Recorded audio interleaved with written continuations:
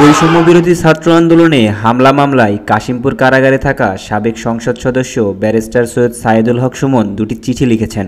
একটি তার মায়ের উদ্দেশ্যে ও অন্যটি ভাই বোন ও ভগ্নিপতিদের উদ্দেশ্যে।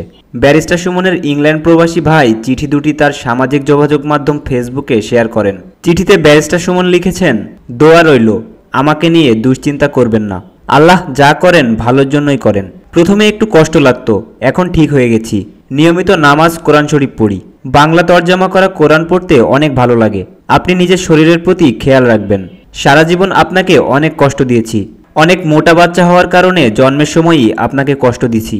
এই ৪৫ বছর বয়সে এসেও আপনার টাকায় আমার পরিবারের বাসা ভাড়া হয়। এর চেয়ে আর বেশি কি এক মায়ের কাছ থেকে নিতে পারি? আপনার জন্য দোয়া রইল। যে বয়সে আপনাকে আমার সেবা করার কথা, সেই বয়সে বরং আপনারাই আমার পরিবারকে দেখতেছেন। আল্লাহর কাছে আপনার জন্য সুস্থ ও লম্বা হায়াতের জন্য দোয়া চাই। ভালো থাকবেন। ভাই বোন ও ভগ্নিপতিদের উদ্দেশ্যে সৈয়দ সাইদুল হক সুমন লিখেছেন, আমার জন্য চিন্তা করো না। রাজবন্দী হিসেবে জেলে আছি, কোনো চোর বা দুর্নীতির হিসেবে নয়।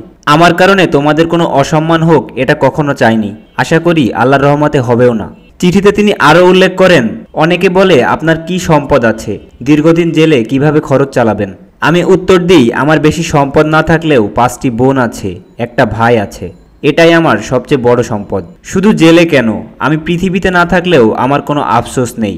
বোনেরা আমার পরবর্তী প্রজন্মের জন্য তোমাদের চেয়ে ভালো অভিভাবক আর কেউ হতে পারবে না। তোমাদের জন্য অনেক অনেক দোয়া রইল। ভালো থেকো তোমরা সবাই। আল্লাহ চাইলে দেখা হবে শীঘ্রই।